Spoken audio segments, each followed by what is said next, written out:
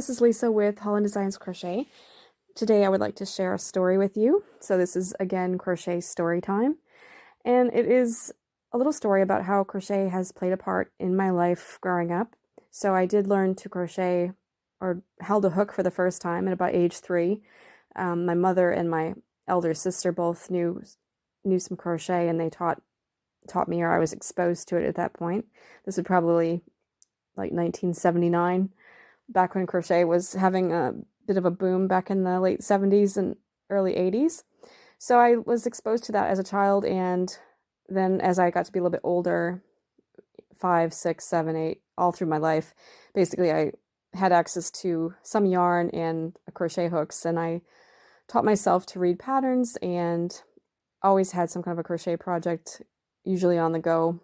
Or if I didn't, it wasn't long until I started to do something else. That was like my fun. I would do that on a weekend, and I was always trying to make a gift for somebody. So there was kind of the excitement of stitching something for a friend or for one of my family members as a surprise. And of course, the more you do something, the more you practice, the better you get at something. And all of that time and effort and years of crocheting led to me becoming a designer when I was in my early 20s. And of course, now I've been designing full-time professionally for 15 years. And so that's a little bit of story of my crochet career and my design career. But when I was in high school, so 10th grade, and I went to school in Merrill, Wisconsin, I had a communications class, so a speech class, and one of the assignments that I recall was to make a poster demonstrating something about communication, or miscommunication, I think was probably also part of the subject. And so I decided to use crochet as part of my poster. And so what I did was I went home and I crocheted a baby bootie. So I just made one, and it was just a pattern that I would have had in a magazine probably. And I crocheted a bootie and I put it onto this poster, and I obviously wrote on it on the poster as well, and wrote different statements about communication, either good communication or bad communication.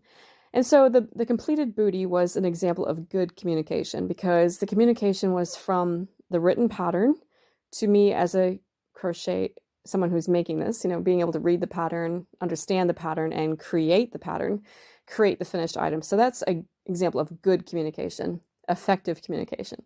And the example of bad communication, I simply had a bunch of knotted up yarn and put that as bad communication, because then from the pattern, the result was nothing but a bunch of knotted up yarn. Didn't actually get anywhere.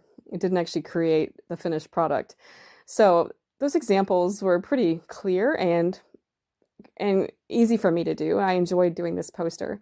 And I remember when the actual posters were graded, and there was one chosen, I think it was chosen by all the classmates for whose was the favorite poster, and the prize was a candy bar. So I ended up winning a candy bar. So I think my poster was chosen by all of my classmates as being the best poster. And I think I wasn't even in class at the time when the award was given, but it was kind of neat to come back to that prize and to learn that I had won that particular poster contest. So it's just kind of neat how communication and good communication, those are important skills in life. And we see that in many areas of our lives, but also with crochet. So I hope that if you ever use one of my patterns, that they are communicating to you well, and you're able to follow them and have a happy finished project, or a project that you were happy with. And of course, I'm always here to answer questions. If someone has a pattern and has a question, you can definitely reach out to me, and I will assist you however I can. So thank you for listening to my story, and I hope that you have a lovely day.